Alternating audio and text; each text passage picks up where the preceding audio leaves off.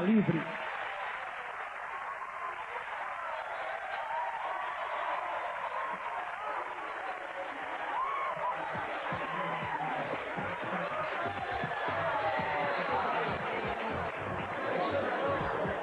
Tudo bem? Bem. Tudo certinho? Entramos na hora ou não? Tá certo. Tá certo? Mas sabe que uma coisa que me chama a atenção é sempre assim, toda vez que o senhor entra com o relógio na mão. É hábito? O senhor sempre anda com o relógio na mão assim? Eu adquiri esse hábito naquela época e não perdi mais não. Que coisa. É uma maneira de ter ideia do tempo. O senhor acha que tempo é dinheiro? No caso da minha especialidade, tempo é músculo. Quando o indivíduo, por exemplo, tem um infarto, se rapidamente ele não é atendido hoje em dia, o músculo cardíaco vai morrendo. Então, tempo é dinheiro, tempo é músculo, é vida também. Tá bom. Vamos lá, começando a perguntar para Enéas aqui. Quem começa perguntando? Primeira pergunta aqui.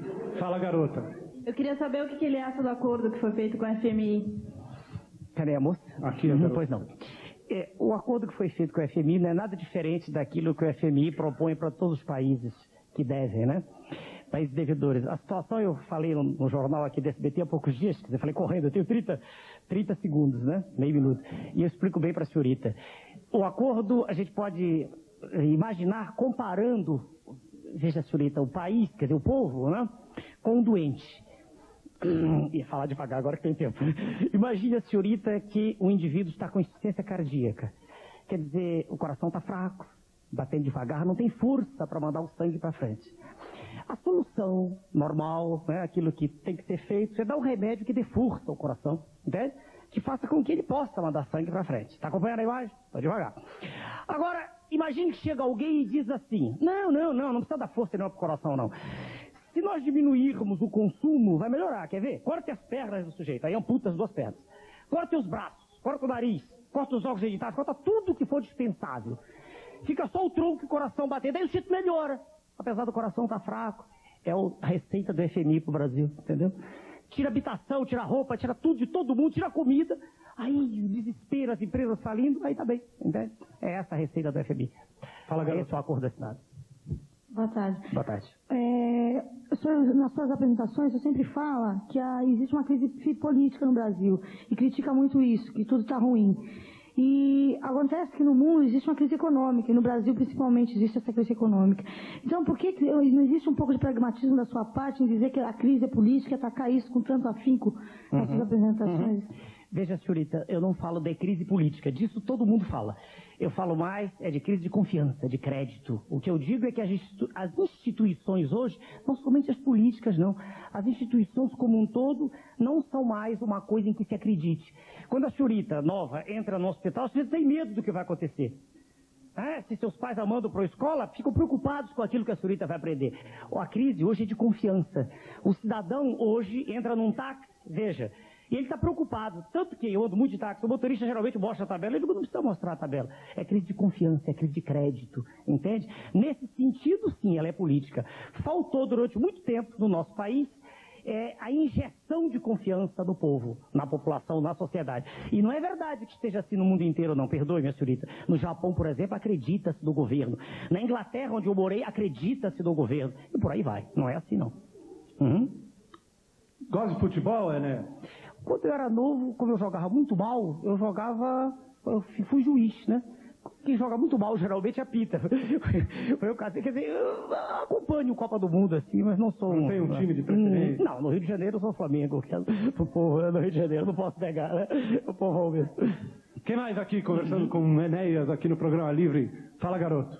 O senhor ficou satisfeito com a sua campanha à presidência da República? Acha que passou as suas ideias? Vejam, senhor, no sentido de transmitir aquilo exatamente em que eu acreditava, sim. Uma vez que, logo após a campanha, eu percorri 9 estados do Brasil e consegui obter, né, o registro definitivo do partido que eu havia criado. Ora, isso foi inédito. Imagine o jovem que eu não fiz acordo com nenhum profissional da política. Não há exemplo de nenhum partido político ter obtido registro assim. Então, nesse sentido, fiquei satisfeito. No outro sentido de ter obtido confiança, de que as pessoas acreditem no que eu digo, também. Agora, no sentido específico de ser candidato a presidente da República e ser eleito, aí era impossível. quase impossível com 15 segundos, né? Quase impossível. Era muito difícil transmitir uma mensagem muito firme com aquela velocidade, né? A velocidade era de 3 a 4 palavras por segundo, era muito difícil. Agora, se deu bem com a sua personalidade, né? Porque você tem uma personalidade meio nervosa, meio assim, uma coisa muito elétrica, não tem, né? Não necessariamente. Por exemplo, quando eu estou estudando, eu me dedico com o máximo de intensidade, cuidado, e aí não é depressa, exige o máximo de atenção. Aliás, eu estou estudando. A grande maioria das atividades, a meu ver, que uma pessoa tem que exercer, ela deve fazer com cuidado, com atenção. Se o senhor prestar atenção, mesmo com aquela velocidade, eu tinha um cuidado tremendo para falar corretamente, para pronunciar com clareza. Então, talvez a velocidade seja própria do temperamento, mas o cuidado está junto sempre. Fala, garoto. Por que o senhor desistiu da carreira política? Não, eu não desisti, é um erro de apreciação seu. Primeiro que eu não acredito em carreira política. Carreira, veja, o jovem, é aquilo que existe, por exemplo, nas Forças Armadas. Soldado, cabo, terceiro sargento, segundo sargento, etc., até general. Carreira é na universidade. Você começa a auxiliar de ensino e termina a catedrático, titular. A vida política não é uma carreira, quer ver como não?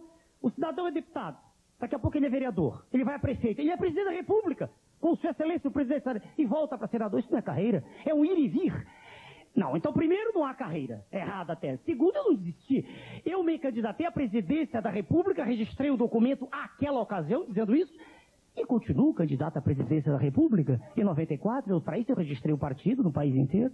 Não, eu não quero ser deputado, vereador, prefeito, porque dado o grau de desordem institucional a que a jovem fez referência, em que o país se encontra, eu não acredito mais que de baixo para cima se possa corrigir essa situação terrível em que o país se encontra. Entende? É essa a tese. Eu acredito que só a partir de um exemplo muito forte, a partir de uma vontade de aço, a partir de uma contaminação de toda a sociedade por uma nova ordem, por uma vontade de acertar, é que a partir daí se direita. É assim. Fala, garota. Senhor Enéas, o senhor tinha apenas 15 segundos para falar a sua mensagem, se expressar o que queria falar, né? E eu queria saber se o senhor fez algum curso, se preparou para falar tão rapidamente em 15 segundos. Não, veja, senhorita, eu sou educadora, estou com 53, pelo menos uns 40 anos. E ensinando, indo e vindo, a gente aprende a ter cuidado quando se cultiva isso bem, ter cuidado com a dicção, para ser claro, mas não, nunca fiz nenhum curso específico. Não, específico assim, não. E outro aspecto também, eu falei em cadeira nacional, não sei se a senhorita viu, durante 1 hora, e não falei tão depressa, aí eu tinha tempo, como aqui, em havendo tempo, né? Agora, sem haver tempo, espremido em 15 segundos, aí é difícil, né? Disseram até que era especialista, eu não sou especialista em 15 segundos, agora a TVS me deu 30, a gente fala em 30. O seu Sérgio dá 3 minutos, 4, o que dá, a gente se adapta, né? Ok? No telefone. Alô? Alô? Quem é? A Marta. De onde? É Itaim. Diga, Marta. Eu queria perguntar pro Enéas o que ele acha do corte da dívida externa. Ele é contra ou a favor? O que não... Da dívida externa? Corte? Eu não entendi a pergunta. O que Ô, que Marta, Oi. é corte da dívida externa? O não pagamento. Ah, tá ok. Veja, senhorita, não sei se é senhorita ou senhora, pela voz de senhorita, a senhorita Marta, não é possível hoje, num mundo em que a economia está toda gerida de modo internacional, não é possível de modo brusco, assim, abrupto, dizer não se paga. Isso é muito bonito para a campanha política, mas é muito difícil uma assertiva dessa assim. Eu penso que esse assunto tem que ser estudado com bastante carinho e que seja paga aquela importância que pode ser paga. Na verdade, durante muito tempo, nem juros se pagaram aqui. Deixe-me fundo na questão. O grande problema do Brasil não é a dívida externa. O grande problema... A dívida externa dos Estados Unidos é a maior do mundo, por exemplo. O grande problema do Brasil é a falta de decoro na atividade política. Isso sim. Dou um exemplo, senhorita. Agora, em janeiro, um deputado ganhou 17 milhões de cruzeiros. Eu quero crer que ninguém que trabalha honestamente no país ganha um salário desses. É um exemplo já. Um exemplo concreto. Aliás, quanto já foi aí de programa? Eu não marquei o início, perdão. Você não marcou o que você fica olhando assim? Não, eu não marquei. Não deve ser uns 6, 7 por aí, né? Não, mais, já foram quase 12. Quase assim. 12? Então a gente vai dar um intervalo, tá bom? De 3, vamos cronometrar junto aqui e a gente volta já, tá bom? Então até já com Enéas no programa ali.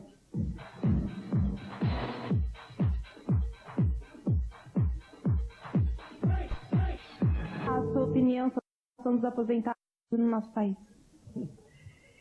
Isso se transformou agora nos últimos dias, né? Nas últimas semanas, numa verdadeira novela. Veja, senhorita, o que eu vou dizer é aquilo que qualquer pessoa sensata diria. Depois de trabalhar uma vida inteira, 35 anos, não ter direito ao mínimo de vida digna é algo assim deplorável, né? E, fundamentalmente, o que se passa hoje, mais uma vez o que eu digo é desordem absoluta. O executivo diz uma coisa, o legislativo diz outra e o judiciário diz outra. Chegou-se a uma situação, a um impasse, a meu ver, em que o que um juiz de primeira instância diz não é a mesma coisa que diz o juiz do Supremo, a autoridade do Supremo Tribunal Federal. É um caos institucional. Se a senhorita perguntar como é que eu me sinto, muito mal, né? Com muita tristeza. Principalmente depois do que houve agora em Santa Catarina. Depois que foram espancados alguns aposentados. Isso reflete o país como um todo. Não é um caso isolado. É o aposentado no fim da vida e a criança no início, cheirando cola na rua, morando na rua. O fenômeno é o mesmo. Há um descaso pelo cidadão. É a mesma coisa. Enéas, vamos falar um pouco de comportamento? Eu queria que você falasse um pouco dos cabeludos. O que você acha? O cabelo voltou à moda. Dos jovens cabeludos. Houve uma época em que eu tinha cabelo, claro. Difícil. Veja bem. Esteticamente, assim, sua avaliação.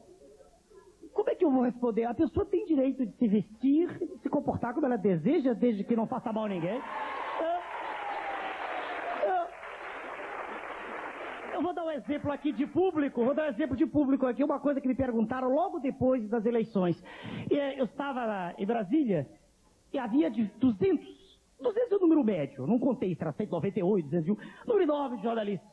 Aí um perguntou assim, o senhor Zanga se fizer uma pergunta íntima, eu fiquei pensando, meu Deus, o que é que vem, né? Aí você virou e disse assim, o senhor pinta sua barba? Eu digo, muito bem, vire as câmeras. Aí viraram e digo, pinto. Aí ficou todo mundo espantado, assim, o que tem isso? Pim. Falei, pim. P-I-N-T-O, o que tem? Pim. Cerrou o assunto. Aí calaram-se na hora, entendeu? A pessoa tem direito, desde que não faça mal a ninguém, desde que não dê maus exemplos, desde que não transmita maus costumes, a pessoa tem direito de levar a vida que lhe convém. Entende? Agora, veja bem, eu sou radicalmente contra a veiculação, através dos órgãos de comunicação, de maus exemplos, aí sim. De tudo aquilo que pode prejudicar a formação das nossas crianças. Aí sim. Aí eu sou rádio. Usar cabelo grande, o que tem? Se os rapazes cismarem em vez de rasparem, o que tem? Aí só fica na moda, né? Não, porque eu tenho barba grande. A barba é grande. Cadê, garota? Fala. Rapaz lá atrás. O que o senhor acha o espaço que a mulher ocupa na política hoje? Vamos mais longe. A pergunta da nossa jovem ali. O espaço que a mulher ocupa na política. A pergunta vamos fazer mais abrangente. O espaço que a mulher ocupa no mundo. Veja, senhorita, eu já participei de um programa só sobre isso aqui. Nós estamos em São Paulo, aqui em São Paulo. Um outro canal de televisão. Não, porque eu vivo lá viajando, então parei de outro. Eu participei de um programa aqui assim, perguntando se a mulher era menos racional que o homem. Eu disse com muita clareza, como eu faço sempre. Isso é imbecil. Isso é imbecil completamente. Mulher menos, não é nada disso. Mas nada disso. Homem e mulher se complementam. Homem e mulher são seres racionais, ambos. Ao longo de décadas, de centúrias, de muito tempo, a mulher foi relegada ao segundo plano por ser mais frágil fisicamente, moralmente. E houve uma série de situações, né, que a antropologia, a sociologia estudam, que fizeram com que a mulher ficasse num plano de tomar conta dos filhos, etc. Mas, à medida que o tempo foi passando, a mulher foi assumindo posições de, a meu ver, de luta pelos mesmos direitos. Então, não vejo na política. Eu, quando entrei na faculdade de medicina, década de 60, havia na minha turma 5 ou 6 moças. Hoje elas são maioria. O que tem isso? Entende? Não vejo nada em particular na política, na educação, nada. A mulher tem direito. É claro que uma mulher, por exemplo, grávida, tem que ter o seu direito resguardado. Entende? E as empresas deveriam receber estímulos para contratarem. Hoje, não sei se a senhorita sabe, muita gente vai contratar a empresa e diz assim, já ouvi isso. E diz assim, mulher sem filhos. Ora, isso já é uma restrição, entende? O que deve ser feito é um estímulo, uma maneira de beneficiar as empresas para que elas contratem mulheres, entende? Com creches e uma série de medidas de ordem política. Nada contra, em princípio, porque eu não vejo diferenças nesse sentido, ok? Telefone.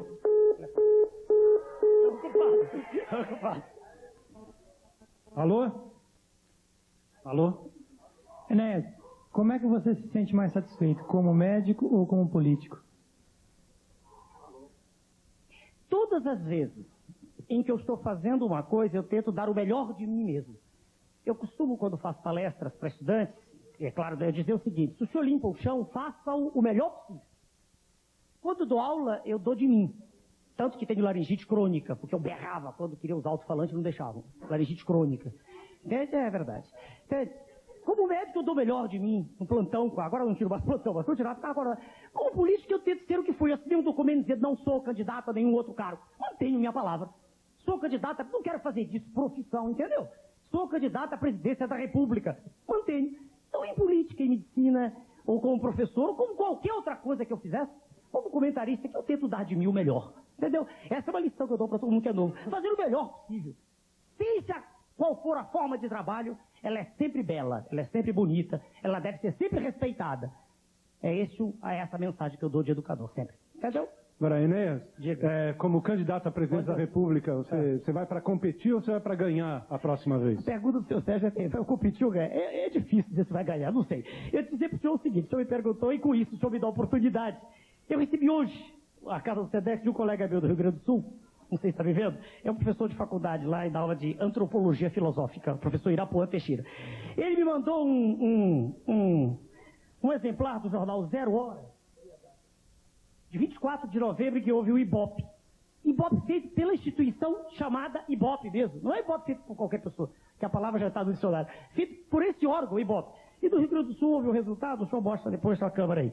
Lá o senhor Brizola teve 49% das intenções de voto, o que é natural, no Rio Grande do Sul a penetração grande. Em segundo lugar, o senhor Luiz Inácio com 12%. Aí eles somaram os votos em branco, aqueles que votaram com voto nulo, e quem disse nenhum deu 11%, e Enéas teve 7% do eleitorado do Rio Grande do Sul. O curioso é que todos os outros candidatos tiveram representação na pesquisa desprezível, de 4%, 2%, 1%. O professor Sérgio está aqui na mão, se eu quiser checar. Tá bom, a gente vai Jornal mostrando. 0 Hora. Quer dizer, na massa, no meio do povo, as ideias da gente já existem, já estão, né? Já estão Ok. lá. Enquanto a gente vê aqui, vamos para um telefone. Alô? Alô? Quem é? Alô? Quem é? Geraldo. De onde? Vila Matilde, São Paulo. Diga, Geraldo. Ô, Enéas, eu gostaria de saber de você, se o PT tivesse ganho as eleições, se as coisas não estariam em melhores condições para o Brasil. Sem dúvida. Sem nenhuma dúvida. Sem dúvida. Sem nenhuma dúvida. Mas sem dúvida. Sem nenhuma dúvida. Sem sombra de dúvida.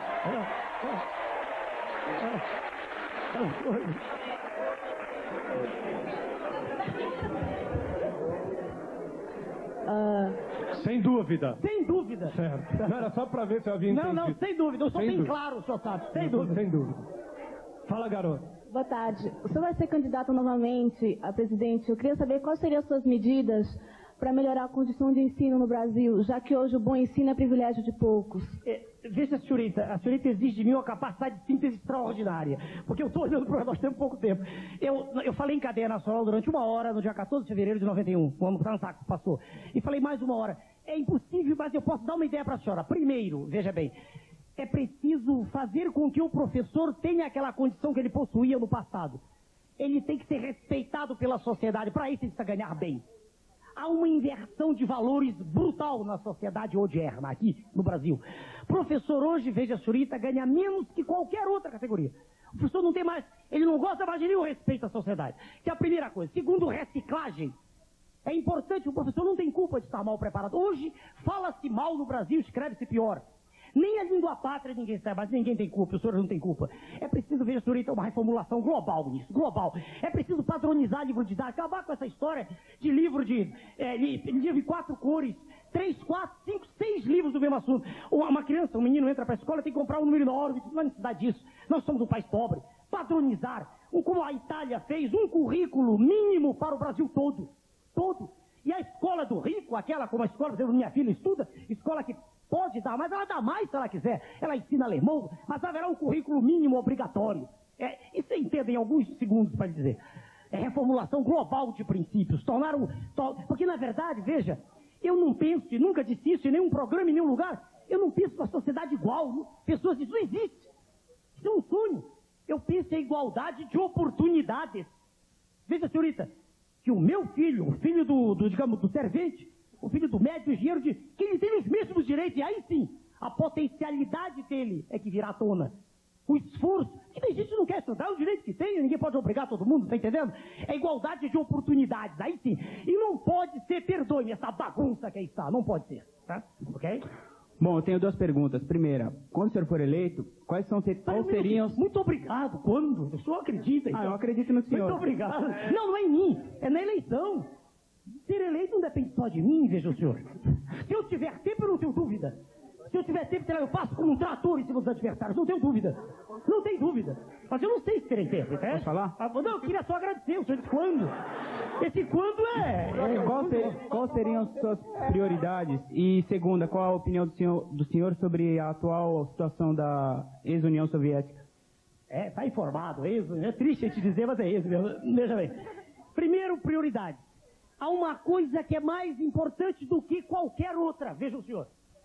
É fazer com que o cidadão comum não é aquele que está em Brasília, no Congresso, nas assembleias, não é isso. O cidadão comum é aquele que trabalha, que produz. Então veja o senhor, o primeiro ponto é fazer com que o cidadão comum acredite no governo. E eu lhe dou um exemplo e dou sempre esse mesmo exemplo. O senhor está marcando o tempo, não está, senhor? Eu estou olhando aqui. Está tudo aqui no... Primeira coisa, o senhor se lembra de 1986, o senhor Jorge vai lembrar, Plano Cruzado? O senhor lembra daquela euforia, daquela situação em que cada pessoa acreditava? Pense em algo semelhante a isso. Pense no povo inteiro galvanizado, acreditando em quem dirige a nação. Tá? Isso é a primeira coisa. Isso é mais importante do que qualquer outra. É crédito, é confiança. É a pessoa dizer, não, o presidente está dizendo isso hoje e vai confirmar amanhã. Ele não vai dizer hoje uma coisa e amanhã outra. Entende? Ele vai ter palavra, ele vai ser digno, ele vai ter decência. Isso é a primeira coisa. A partir daí, veja, o resto tudo é quase consenso. É uma injeção gigantesca na economia. O Brasil está indo para o fundo do poço, meu jovem. Está sendo destruída a indústria nacional. Estão sendo aviltados os valores produtivos do país. Relatório moderno eu trouxe, da revista Exame do Sr. Keynes, mostra que cerca de metade das empresas trabalhou com uma faixa de margem de lucro que é inferior à rentabilidade do FGTS. Não há mais nenhum interesse de investir no país. Então nós estamos numa situação muito ruim. A primeira coisa é essa, confiança. E quando eu digo confiança, não é só a classe empresarial que vai ter confiança. O cidadão comum. Eu vou dizer para o senhor, eu estive em Roraima, numa cidade chamada Caracaraí, lá em cima. Lá em cima. Caracaraí, uma cidadezinha. Em cima que eu digo no norte do país, eu botei para cima. Lá em cima. Nós estamos no sul, estamos em São Paulo, lá em cima. Sudeste nós estamos, quase no sul. Pois bem, e uma senhora perguntou, mas doutor Enéas, eu estava formando o partido. Eu bati numa casa humilde, né? Ela disse, doutor Enéas, e eu vou morar sempre aqui. Eu disse, eu não sei. Eu não posso dizer para a senhora que a riqueza nacional dá para construir casa boa para todos. Eu não posso afirmar ainda. Eu não tenho dados que nem eles se entendem. Se o executivo diz uma coisa, o tribunal de contas diz outra, se nem eles, como é que aqui de fora eu vou me entender? Entende? Eu não sei a totalidade dos recursos disponíveis. Eu sei uma coisa. Seu filho irá para a escola, como eu fui no meu tempo, apesar de origem humilde. Porque é através da educação que ele poderá ir. Seu garoto, e ela assinou a ficha do partido. Dizendo a verdade. Então esse é o primeiro ponto. Agora o senhor perguntou sobre a União Soviética. Eu vi a fragmentação, o esfacelamento da República, eu vi com tristeza. Não posso negar. Tristeza profunda. Está provado que o ser humano quer competir. Não adianta lutar contra a iniciativa privada que eles fizeram lá. Do ponto de vista econômico, não adianta. Isso é um sonho que tem que ser derriscado, quer dizer, eliminado. Tem que deixar a iniciativa privada, não há como lutar. Mas aquela fragmentação, aquele esfacelamento me entristeceram, senhor. O que vai ocorrer, ninguém sabe. Ali é um barril de pólvora agora, né? Barril de pólvora, ninguém sabe. Mas uma coisa também para mim ficou evidente. É loucura, chega a ser até estrionice, chega a fazer rir e querer lutar contra o nacionalismo. Essa gritaria que aí dessa corrente neoliberal. Não, sabe por quê? Porque isso está sendo visto lá agora, veja o senhor. Lá agora as diversas repúblicas, cada uma delas está com uma explosão de quê? Se não de nacionalismo. Okay? Essa é a minha resposta, senhor. O que vai ocorrer, ninguém sabe, tá? Enéas, sem dúvida foi uma grande entrevista. Queria agradecer Muito obrigado. por ter vindo aqui. Obrigado. Muito obrigado. Obrigado. E volte. Obrigado. O Programa Livre vai dar um tempo e vai falar já sobre as torcidas organizadas. Até já, sem dúvida. Muito obrigado.